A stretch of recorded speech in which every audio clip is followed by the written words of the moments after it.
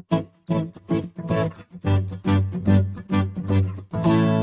आज हम बात करेंगे आर्किमिडीज प्रिंसिपल की। ये one of the most important principal है जो साइंस की हिस्ट्री में आए हैं।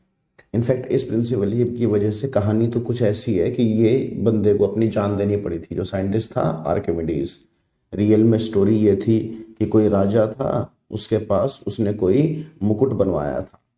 अब उस क्राउन के अंदर उसको लगा, राजा को, मुकुट के अंदर, कि कुछ मिलावट है, यानी कि उसके अंदर कोई इम्प्योरिटी ऐड कर रखी है। उसने उसको प्योर नहीं बना कर करके दिया।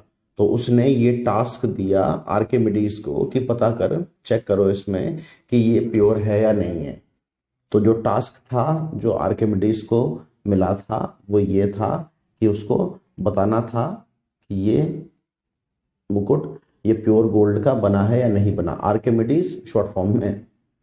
तो इसमें कहानी ये कहती है कि आर्किमिडीज अपने बाथ टब में लेटा हुआ नहा रहा था। जो बाथ टब इस तरह से होते हैं, जकूजी टाइप के, पानी भरा हुआ होता है, इसमें से आदमी होता है।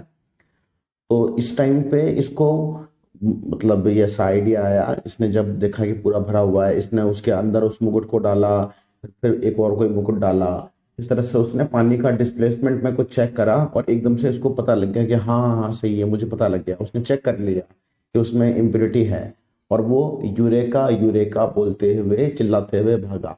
यूरेका इसका मतलब होता है मिल गया, फाउंड इट। तो वो ये बोलता हुआ गया और जल्दबाजी में वो ढंग से कपड़े पहनना भी भूल गया। तो जैसे वो राजा के दरबार में गया, वहां जाकर के राजा ने मतलब उसको इस बात की खुशी तो नहीं हुई राजा को कि उसने डिस्कवर कर लिया, उसको इस बात से बुरा लगा कि वो ढंग से कपड़े पहन के नहीं आया दरबार में। तो इस बात पे मतलब उसको मरवा दिया। बाद में कहानी ऐसी है, पता नहीं मरवाया, ऐसा सजा मिली जो भी था, बट उसने डिस्कवर कर लिया था। तो वहां पे जो चीज यूज हुई थी वो कौन सी चीज यूज हुई थी? सबसे पहले तो हम एक चीज समझ सकते हैं कि हमारे पास कोई रेगुलर शेप है तो उसका वॉल्यूम तो हम निकाल सकते हैं। लेकिन अगर कोई इरेगुलर 3D शेप है और आपको उसका वॉल्यूम निकालना है, तो उसका वॉल्यूम निकालने का तरीका क्या होगा? अगर नोन फिगर्स हैं, पिरामिड, सर्कल, स्फीयर, क्यूब, तो आप निकाल सकते हो। बट अगर कोई ऐसा ऑब्जेक्ट है 3D ऑब्जेक्ट, तो आप उसका वॉल्यूम कैसे निकालोगे? उसका सिंपल सा तरीका होता है कि आप किसी बीकर में कोई लिक्विड भर के रख लो पूरा ऊपर तक, और बाद में इस ऑब्जेक्ट को इसके अंदर डाल दो। जब इसको इसके अंदर डालोगे तो लिक्विड बाहर की तरफ आएगा। तो जो लिक्विड बाहर की तरफ आएगा उसको किसी कंटेनर में आप भर लो। फिर आप इस लिक्विड का वॉल्यूम निकाल लो। सपोज इस लिक्विड का वॉल्यूम आया 258 ml। तो जो इसका वॉल्यूम आया लिक्विड का, वही वॉल्यूम किसका होगा? इस सॉलिड का वॉल्यूम होगा, क्योंकि दोनों जगह तो बराबर ले रहे हैं। इतनी जो स्पेस जो लिक्विड ने ली हुई थी वो स्पेस अब सॉलिड ने ले ली। तो हम क्या बोलेंगे? जो वॉल्यूम होता है सॉलिड का वो किसके बराबर होता है? तो वो बराबर होता है वॉल्यूम ऑफ लिक्विड के। जो लिक्विड अपनी जगह छोड़ गया, वॉल्यूम ऑफ लिक्विड डिस्प्लेस्ड। तो यहां से बर्नौली ने चेक करा था, उसने उसने प्योर गोल्ड को डाला था। उसने देखा कि प्योर गोल्ड अगर इतने वॉल्यूम का है, सेम वॉल्यूम का उसने एक प्योर गोल्ड का बनवा लिया मुकुट, सेम वॉल्यूम का वो इम्प्योर था। तो सेम जब उसने गोल्ड को डाला तो गोल्ड ने, जो प्योर गोल्ड वाले ने कुछ पानी डिस्प्लेस करा, और जो इम्प्योरिटी वाला था उसने भी कुछ पानी डिस्प्लेस करा। दोनों ने सेम नहीं करा, क्योंकि कितना पानी डिस्प्लेस करेंगे या कितना लिक्विड डिस्प्लेस करेंगे वो डेंसिटी पे भी डिपेंड करता है, वो आगे हम पढ़ेंगे। तो आर्किमिडीज प्रिंसिपल बेसिकली दो पार्ट में डिवाइडेड होता है। पहला पार्ट क्या होता है आर्किमिडीज प्रिंसिपल का, कि अगर आप किसी सॉलिड को किसी लिक्विड में डालोगे, चाहे फुली या partially, if a solid is fully या फिर partially immersed in a liquid, तो क्या होगा? It loses some of its weight. कुछ ना कुछ उसका वेट कम हो जाएगा। पहला पॉइंट तो इसका ये आता है सिंपल सी भाषा में। कोई भी सॉलिड है अगर वो लिक्विड के अंदर है तो उसका अगर आप वेट नापोगे लिक्विड के अंदर तो वो कम ही आएगा, और ये हमारे नॉर्मल एक्सपीरियंस में होता है। एक अगर कोई 20 किलो की चीज है और उसको अगर आप पानी के अंदर उठाओगे तो वो 20 किलो की नहीं लगेगी, कम लगेगी, हल्की लगेगी। मेरा वजन वैसे 100 किलो है, लेकिन मेरे को एक बार एक गांव में पहलवान था तो उसने पानी के अंदर नहा रहे थे, वहां पे उसने उठा लिया, वैसे नहीं उठा पाया मेरे को बाहर, और पानी के अंदर उठा लिया, हर चीज हल्की हो जाती है। पानी के अंदर हमारा एक्सपीरियंस ये होता है। तो लिक्विड के अंदर कभी भी कोई सॉलिड डालते हैं, चाहे पूरी तरह से डाल दिया आपने अंदर की तरफ, चाहे आप पूरा अंदर तक ना भी डाला हो, चाहे आधा अधूरा डाला हो, तो भी वो कुछ ना कुछ अपना वेट तो लूज करेगी। ये इसका फर्स्ट पॉइंट होता है आर्किमिडीज प्रिंसिपल का। सेकेंड पॉइंट, तो जो सेकेंड पॉइंट है आर्किमिडीज प्रिंसिपल का, वो क्या होता है? मेन पॉइंट यही होता है। ये पॉइंट ये कहता है कि जो वेट सॉलिड लूज करता है, वेट लॉस्ट बाय सॉलिड, ये वेट लॉस्ट ये किसके बराबर होता है? ये बराबर होता है वेट ऑफ लिक्विड डिस्प्लेस्ड। जितना भी लिक्विड अपनी जगह को छोड़ करके चला गया, उस लिक्विड के वेट के बराबर सॉलिड वेट लूज करता है। जैसे फॉर एग्जांपल, हमारे पास कोई सॉलिड था, उसका मास था 150 ग्राम्स, और आपने उसको एक ऐसे बीकर में डाल दिया जो पूरा भरा हुआ था ऊपर तक। तो जैसे आपने इसको डाला, यहां से कुछ लिक्विड बाहर आया, आपने इस लिक्विड का वॉल्यूम निकाला।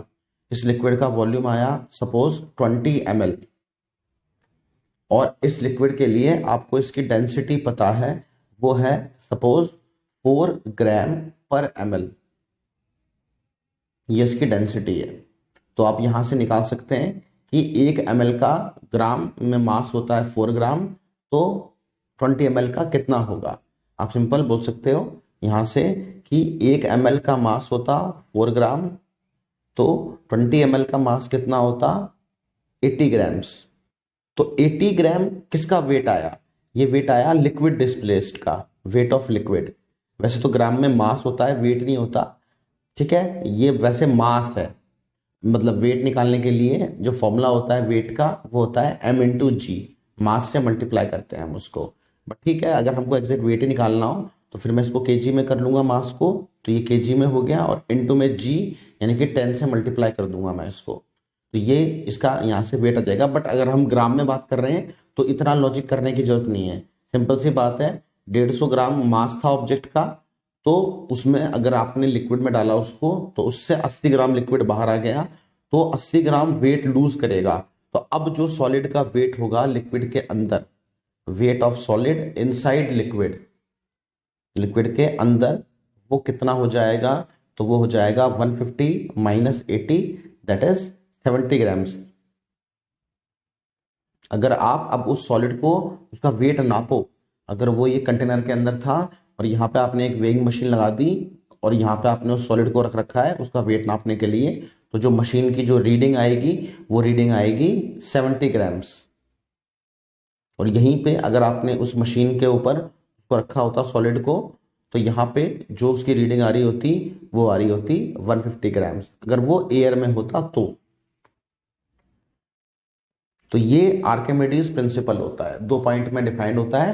पहला पॉइंट तो ये है कि अगर एक सॉलिड को लिक्विड में डाल दिया, तो चाहे पूरी तरह डाला हो चाहे आधा अधूरा डाला हो, वो अपना कुछ ना कुछ वेट तो लूज करेगा ही करेगा। वेट और मास लगभग आप सेम चीज की तरह ट्रीट कर सकते हो, हालांकि डिफरेंस होता है। और दूसरा पॉइंट होता है कि जो वेट सॉलिड लूज करेगा, वो वेट किसके बराबर होगा? वो लिक्विड के वेट के बराबर होगा। तो यहां वैसे मैंने मास में कर लिया, पर मास को वेट में करने के लिए सिर्फ मल्टीप्लाई करना होता है जी से, तो दोनों प्रोपोर्शनल तो है ही, मतलब मास ज्यादा तो वेट ज्यादा।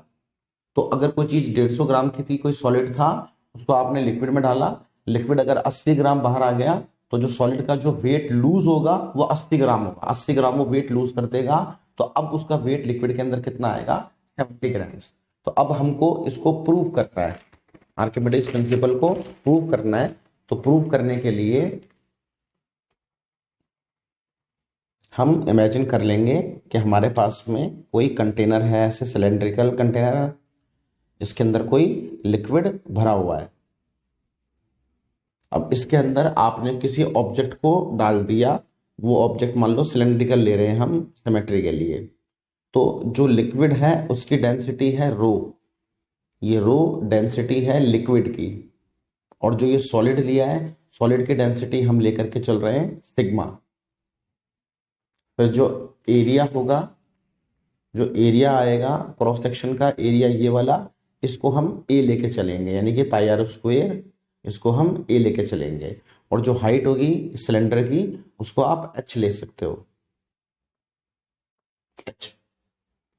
तो यहां पे जब ये सॉलिड इस लिक्विड के अंदर डाला जाएगा तो होगा क्या, तो होगा ये कि जो ऊपर वाली सरफेस है इसके ऊपर तो फोर्स या प्रेशर नीचे लग रहा होगा, क्योंकि जो लिक्विड इसके ऊपर है वो उसको नीचे की तरफ दबा रहा है, और ये जो लिक्विड है ये लिक्विड इसको ऊपर की तरफ पुश कर रहा होगा, क्योंकि जो ये वाला लिक्विड है वो साइड में आया हुआ है, इसकी वजह से वो दोबारा से अपनी पोजीशन पे आना चाहता है, दोबारा से अपनी पोजीशन पे आना चाहता है, तो इसको वो पुश करेगा ऊपर की तरफ।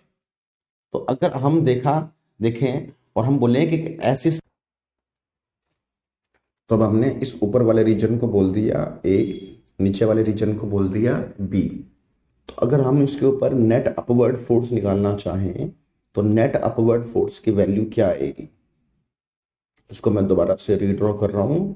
ये सिलेंडर है सॉलिड वाला, तो इसका जो ये ऊपर वाला पॉइंट है यहाँ पे तो फोर्स नीचे की तरफ लग रही होगी, इसको मैं बोल रहा हूँ एफ ए, और जो ये वाला पॉइंट है यहाँ पे फोर्स ऊपर की तरफ लग रही होगी, बिकॉज बताया था ये लिक्विड ये दोबारा से अपनी जगह हासिल करना चाहता है तो इसको ऊपर की तरफ पुश करता है। तो नेट अपवर्ड फोर्स क्या हो जाएगी, F B minus F A. Net upward force की वैल्यू आएगी F B minus F A, और ये नेट अपवर्ड फोर्स जब ये वैल्यू आ गई इसकी F B minus F A, तो हम जानते हैं कि प्रेशर ये होता है फोर्स अपॉन एरिया। तो फोर्स क्या होगी, प्रेशर इनटू में एरिया। तो जब मैं बात करूंगा बी पॉइंट की, तो बी पॉइंट का प्रेशर पी बी इंटू में एरिया। एरिया कौन सा, सिलेंडर का। कौन सा एरिया, ये वाला।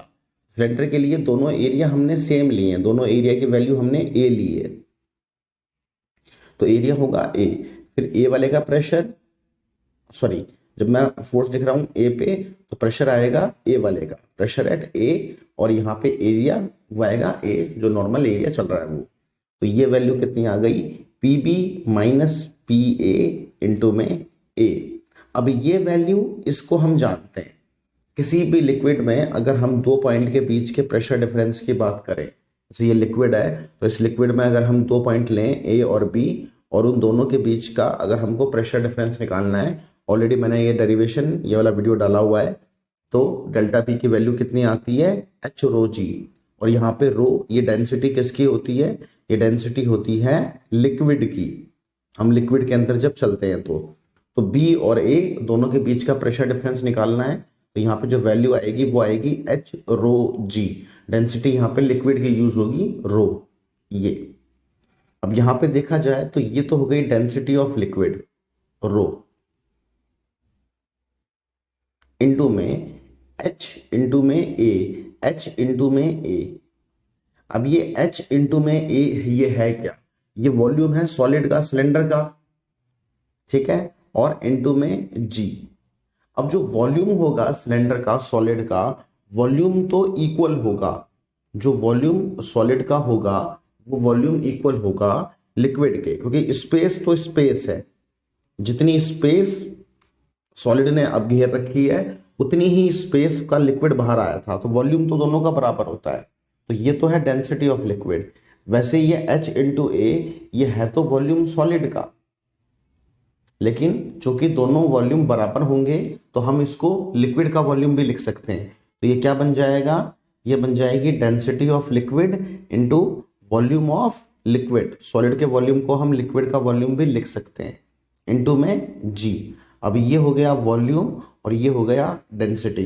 तो डेंसिटी इंटू वॉल्यूम किसी भी चीज के लिए क्या होता है, तो वो होता है मास। तो मास इंटू में जी, तो ये मास किसका आया, लिक्विड का मास आया ये। तो जो ये आएगा मास इंटू में जी, ये वेट, तो ये वेट भी किसका आएगा, लिक्विड का आएगा, वेट ऑफ लिक्विड। और जो ये नेट अपवर्ड फोर्स इस तरफ चली है, नेट अपवर्ड फोर्स जिसकी हमने बात करी है, इसको हमने बोला है F B minus F A. ये जो वैल्यू आती है फोर्स की, इसी का नाम होता है बायंड फोर्स। बायंड फोर्स इसको बोलते हैं। अकेले एफ बी को बायंड फोर्स नहीं बोलते, अकेले सिर्फ ऊपर वाली फोर्स को बायंड फोर्स नहीं बोलते। बायंड फोर्स में जो डाउनवर्ड फोर्स लग रही है उसका डिफरेंस भी लेना होता है, नेट फोर्स ली जाती है। तो बायएंड फोर्स क्या होती है? Net upward force. और ये किसके बराबर होती है? Weight of liquid. तो ये जो नेट अपवर्ड फोर्स ऊपर लग रही है, यही किसके बराबर होगी? वेट लॉस्ट के बराबर। क्योंकि ये वो चीज है जो पहले जब एयर में था तब नहीं लग रही थी, तो ये होगी वेट लॉस्ट बाय सॉलिड। तो ये किसके बराबर हो गया? Weight of liquid displaced. तो ये हमने यहाँ पे इसको प्रूव कर दिया। पर अभी इसके बारे में कुछ पॉइंट्स हैं जो हमें कवर करने। ठीक है, यहाँ पे अगर हम बात करें सॉलिड के अपरेंट वेट की, तो अपरेंट वेट का मतलब जो हमें वेट उसका फील होगा, या जो मशीन जिससे हम रीडिंग लेंगे उस मशीन की रीडिंग ऑफ मशीन जो वेइंग स्केल होगा, यानी कि अपरेंट वेट अगर हम निकालेंगे तो वो क्या आएगा? तो वो आएगा एक्चुअल वेट जो उसका एयर में था, और minus weight loss. Common sense से बोल सकते हैं हम ये चीज, जैसे कोई चीज पहले 150 ग्राम की थी, उसने 80 ग्राम वेट लूज कर दिया, तो उसका कितना वेट आएगा? अब 70 ग्राम। तो वैसे आ रहा है फॉर्मूला ये। अब एक्चुअल वेट लिखना हो तो वेट का फॉर्मूला होता है mg। तो यहाँ पे एक्चुअल वेट किसका आएगा? ये सॉलिड का आएगा। तो सॉलिड का वेट आएगा तो मास सॉलिड का आएगा, और जी तो चलो सबके लिए सेम होता है, minus weight lost by weight lost. ये हमने अभी आर्किमिडीज प्रिंसिपल करा है, तो हमें पता है वेट लॉस्ट किसके बराबर होता है? Weight of liquid displaced. जितना लिक्विड डिस्प्लेस हुआ उसका ही जो वेट होता है वही वेट सॉलिड लूज करता है। तो यहाँ पे जो मास है सॉलिड का, मास हो जाता है डेंसिटी इंटू में volume. Mass is density into में वॉल्यूम इंटू में जी। लेकिन दोनों ही किसके लिए आएंगे? सॉलिड के लिए। Minus weight of liquid displaced. तो लिक्विड के लिए जब बात करेंगे तो डेंसिटी आएगी, तो यहाँ पे डेंसिटी आएगी लिक्विड की, यहाँ पे वॉल्यूम आएगा। अब वॉल्यूम वैसे तो लिक्विड का आना चाहिए, लेकिन लिक्विड का वॉल्यूम और सॉलिड का वॉल्यूम बराबर होता है, इसलिए कोई फर्क नहीं पड़ रहा, वॉल्यूम हम सॉलिड का ही रख लेंगे सिलेंड्रिकल मान करके उसको। तो यहाँ पे डेंसिटी ऑफ सॉलिड उसको हम सिग्मा ले चुके हैं ऑलरेडी, वॉल्यूम उसको हमने सिलेंडर के लिए ए इंटू एच, और यहाँ पे आ गया जी, माइनस फिर डेंसिटी ऑफ लिक्विड उसको हम रो लिख रहे हैं, तो ए इंटू एच इंटू में जी। तो यहाँ से जो फॉर्मूला बनेगा वो बनेगा सिग्मा माइनस रो, ये कॉमन आ जाएगा, और फिर ए एच जी, ये फॉर्मूला बनेगा हमारे पास अपरेंट वेट का। किसी भी चीज का अपरेंट वेट कितना होगा जो हमें फील होता है, तो उसका फॉर्मूला ये है। यहां से बहुत सारे पॉइंट निकल सकते हैं, जैसे कि पहला पॉइंट, इसमें अगर सॉलिड की डेंसिटी लिक्विड की डेंसिटी से ज्यादा है तो अपरेंट वेट क्या आएगा? तो अपरेंट वेट आएगा पॉजिटिव। अपरेंट वेट पॉजिटिव आने का मतलब क्या है? कि उसका वेट लगेगा नीचे की तरफ और वो ऑब्जेक्ट सिंक कर जाएगा। जो वो ऑब्जेक्ट होगा उसका कुछ ना कुछ वेट लग रहा होगा नीचे, तो वो नीचे आकर के बेस पे आकर के रुकेगा जाकर के, तो वो सिंक करेगा मतलब डूब जाएगा। ठीक है, वो उसकी बॉटम पे आ जाएगा अगर सॉलिड की डेंसिटी ज्यादा है लिक्विड की डेंसिटी से। तो इसमें दूसरा केस हो सकता है कि अगर दोनों की डेंसिटी बराबर हो, अगर दोनों की डेंसिटी बराबर होंगी तो अपरेंट वेट का फॉर्मूला तो वो बन जाएगा जीरो, मतलब उसका अपरेंट वेट जीरो है। तो इस केस में क्या हो सकता है? इस केस में दो चीजें हो सकती हैं, या तो वो सॉलिड पूरा ऐसे लिक्विड के अंदर हो, बस उसका सरफेस टच कर रहा हो, या फिर ऐसे हो सकता है कि वो किसी भी पॉइंट पे टिका हुआ हो, कहीं पे भी रुका हुआ हो ऐसे। इसमें एक केस ये भी पॉसिबल है कि वो बॉटम पे भी हो, अगर मतलब आपने उसको बॉटम पे रख दिया होगा तो वो ऊपर भी नहीं उठेगा, अगर आपने उसको बॉटम पे रख दिया होगा तो भी वो वहीं पे पड़ा रहेगा। बात यह है कि वो कहीं पर भी होगा पर वो रुका हुआ होगा, ऐसे आपने उसको हल्का सा ऐसे नीचे टच कर दिया तो फिर वो जाकर के नीचे जाकर के रुक सकता है, बट उसका अपरेंट वेट जीरो है, मतलब जहां रख दोगे वहीं रहेगा वो। आपने उसको यहां लाके छोड़ दिया तो वो यहीं पे रहेगा, तो ये स्टेशनरी रहेगा फुल्ली इमर्स्ड, बिल्कुल भी बाहर नहीं होगा, रहेगा पूरी तरह से लिक्विड के अंदर फुल्ली इमर्स्ड। बट किसी भी तरीके से हो सकता है वो कौन सी पोजीशन चूज करे। जो मेन केस होता है फ्लोटिंग वाला, वो फ्लोटिंग वाला केस यहां से आता है कि अगर डेंसिटी ऑफ सॉलिड वो कम हो जाए डेंसिटी ऑफ लिक्विड से, तो जो अपरेंट वेट आया आपका वो अपरेंट वेट आ गया नेगेटिव, अपरेंट वेट नेगेटिव आने का मतलब क्या हुआ कि सॉलिड के ऊपर जो वेट लग रहा है वो कहाँ लग रहा है, वो ऊपर की तरफ लग रहा है। तो ऊपर की तरफ लग रहा है, इसका मतलब क्या है कि वो ऑब्जेक्ट फ्लोट करेगा। अब फ्लोट जब भी वो करेगा तो कैसा होगा, कुछ ना कुछ पार्ट उसका लिक्विड के अंदर होगा, कुछ ना कुछ पार्ट बाहर होगा हमेशा। कितना पार्ट अंदर होगा, कितना पार्ट बाहर होगा, वो हम निकाल सकते हैं। लेकिन अगर जो सॉलिड की डेंसिटी है वो लिक्विड की डेंसिटी से कम हो जाएगी तो उस केस में सॉलिड फ्लोट करता है। सॉलिड फ्लोट करता है और कुछ हिस्सा सॉलिड का लिक्विड के अंदर होगा, कुछ हिस्सा सॉलिड का लिक्विड के बाहर होगा। मान लो इतना हिस्सा सॉलिड का लिक्विड के अंदर, इतना बाहर है, और ये क्या कर रहा है, फ्लोट। तो जो फ्लोटिंग वाली जो चीज होती है वो बेसिकली किसका खेल होती है, डेंसिटी का। तो अगर कोई चीज लिक्विड पे फ्लोट करती है तो क्यों करती है, बिकॉज ऑफ डेंसिटी। तो डेंसिटी जो आयरन की होती है वो ज्यादा होती है डेंसिटी ऑफ लिक्विड से, इसीलिए आयरन डूब जाता है, लोहे की कील डूब जाती है। और डेंसिटी जो वुड की होती है, लकड़ी की, वो पानी की डेंसिटी से कम होती है, इसीलिए लकड़ी फ्लोट करती है, इसीलिए लकड़ी का जहाज डूबता नहीं है। वेट से कोई मतलब नहीं होता, इसका वेट 1 ग्राम हो, इसका वेट 1 क्विंटल हो, तो भी ये तैरेगा और ये डूबेगा। तो वेट कोई गेम होता ही नहीं है, सारा गेम डेंसिटी का। तो अब जो हमारा लास्ट केस है वो ये है कि अगर सॉलिड की डेंसिटी लिक्विड की डेंसिटी से कम हो जाए तो क्या होगा। मीन्स जो सॉलिड है वो कम डेंस है एज कंपेयर टू लिक्विड, तो क्या होगा, तो अपरेंट वेट, इसका जो फॉर्मूला आया था वो फॉर्मूला आया था सिग्मा माइनस रो इंटू में HAG। अब यहाँ पे अगर सिग्मा छोटा है रो से तो सिग्मा माइनस रो ये एक नेगेटिव टर्म हुई, तो इसका मतलब नेगेटिव वेट हो गया। तो नेगेटिव वेट का मतलब ऊपर उठेगी वो चीज।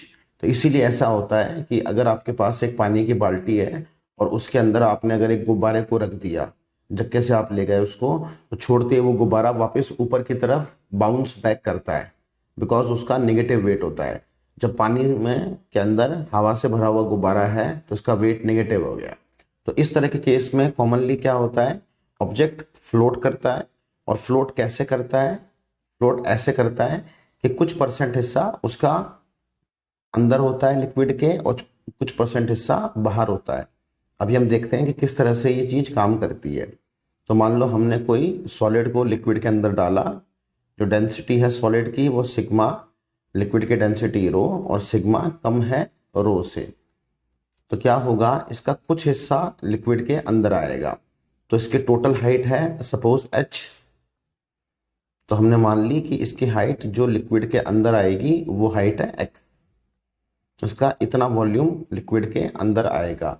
और इतना वॉल्यूम क्यों आएगा, क्योंकि अगर ध्यान दिया जाए तो इसका जो वेट लग रहा होगा नीचे, वेट को बैलेंस कौन करेगा, बायंड फोर्स। और जो बायंड फोर्स होती है वो वॉल्यूम पे डिपेंड करती है, अभी समझ जाओगे देखना। अब ये एक कुछ टाइम के बाद ये हो गया इक्विलिब्रियम में, मतलब जहां पे भी था ये वहीं पे रहेगा। तो इक्विलिब्रियम पे रहने का मतलब क्या है, इसका जो वेट लग रहा है यानी कि mg वो किसके बराबर हो जाएगा, इसके ऊपर जो अपवर्ड बायंड फोर्स लग रही है उसके ऊपर, उसके बराबर।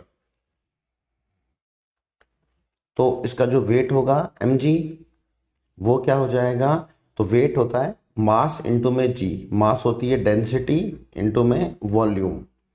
तो वॉल्यूम यहाँ पे मास, हम पूरे की बात कर रहे हैं, पूरे का वेट, तो इसके पूरे की ही हाइट आएगी सिलेंडर की, इंटू में g equal to upward buoyant force. अब बायंड फोर्स किसके बराबर होती है, ये बराबर होती है वेट ऑफ लिक्विड डिस्प्लेस्ड, ऐसे लिखते हैं इसको। या फिर हम कैसे लिखते हैं इसको, हम लिखते हैं ऐसे कि डेंसिटी ऑफ लिक्विड इनटू, अब यहां वाली टर्म इंपॉर्टेंट है, ये volume of solid inside liquid. जो वॉल्यूम सॉलिड का लिक्विड के बाहर है उससे कोई फर्क नहीं पड़ता बायंड फोर्स को। जो वॉल्यूम होना चाहिए वो वॉल्यूम सॉलिड का वही लिया जाएगा जो लिक्विड के अंदर है, वही बायंड फोर्स के लिए रिस्पॉन्सिबल होगा, पूरा वॉल्यूम रिस्पॉन्सिबल नहीं होगा। जैसे इस केस में ये इतना वॉल्यूम इसके अंदर है तो केवल यही वाला वॉल्यूम होगा जिसकी बात की जाएगी बायंड फोर्स में। बायन फोर्स डिपेंड करती है वॉल्यूम के ऊपर, कितना वॉल्यूम अंदर है। बायन फोर्स डिपेंड करती है कि वॉल्यूम कितना है लिक्विड के अंदर, जबकि उसका जो वेट है सॉलिड का, वेट डिपेंड नहीं करेगा, वेट तो उतना ही रहेगा, बट बायन फोर्स डिपेंड करेगी। तो यहाँ पे तो हमारी इक्वेशन चल रही है sigma A H into G, तो ये तो यही चलेगी sigma A H G equals to, अब यहाँ पे डेंसिटी ऑफ लिक्विड तो वो तो रो है, volume of solid inside liquid, तो अब हमको वॉल्यूम निकालना है सॉलिड का जो लिक्विड के अंदर है। तो वॉल्यूम सिलेंडर का, तो ये छोटा वाला सिलेंडर हो गया, छोटा वाला सिलेंडर हो गया, तो छोटे वाले सिलेंडर के लिए उसका एरिया तो वही रहेगा ए, बस जो हाइट हो जाएगी वो कितनी हो जाएगी अब एक्स, तो वॉल्यूम कितना हो जाएगा ए इंटू में एक्स और इंटू में जी, तो जी से जी कट गया यहाँ पे, ए से ए कट गया, तो sigma upon rho equals to X by H. तो इसको हम कैसे लिख सकते हैं, एच क्या है हाइट इनसाइड, ये एच क्या है टोटल हाइट, तो जो हाइट अंदर अपॉन टोटल हाइट, उन दोनों का रेशियो किसके बराबर है, density of solid upon density of liquid, इसके बराबर है। जैसे एक कॉमन सा एग्जांपल होता है आइस और वाटर का, तो जो डेंसिटी होती है आइस की वो होती है 0.9 ग्राम पर ml, और डेंसिटी ऑफ वाटर ये हमको पता ही होती है, ये होती है 1 ग्राम पर ml। तो अगर आप दोनों का रेशियो निकालो, यानी कि density of solid upon density of liquid, तो वो रेशियो कितना आएगा 0.9 अपॉन 1, यानी कि 9/10। तो यही रेशियो किसका होगा, height inside upon total height, मतलब अगर कोई बर्फ है उसकी टोटल हाइट है 10, तो कितनी हाइट उसकी लिक्विड के अंदर होगी 9, मींस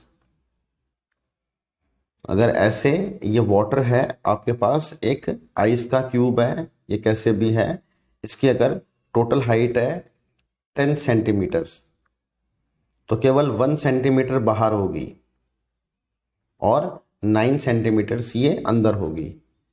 तो अगर आपको जल्दी से निकालना हो कितनी हाइट अंदर होगी, तो आप डायरेक्टली फॉर्मूला ये याद रख सकते हैं बस, कि height inside upon total height equals to density of solid upon density of liquid. इसके ऊपर कई तरह के क्वेश्चन बन सकते हैं। सपोज आपके पास कोई सॉलिड है, उस सॉलिड की डेंसिटी वो आपको दे रखी है 400 kg पर मीटर क्यूब, और आपके पास कोई लिक्विड है उसकी डेंसिटी आपको दे रखी है 2 ग्राम पर सेंटीमीटर क्यूब। आपको दे रखा है कि ये जो सॉलिड है, ये सॉलिड ये किस फॉर्म में है, तो ये सॉलिड एक क्यूब के फॉर्म में है।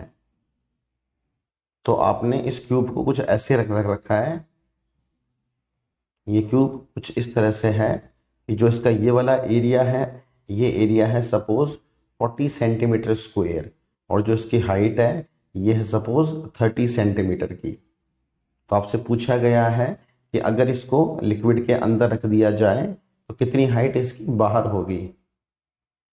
If placed inside liquid what height will remain outside, तो कितनी हाइट इसकी बाहर की तरफ रहेगी। तो सिंपल सी बात है, हम कैसे निकालेंगे, हम डायरेक्ट फॉर्मूला लगा देंगे density of solid upon density of liquid, ये निकाल लेते हैं।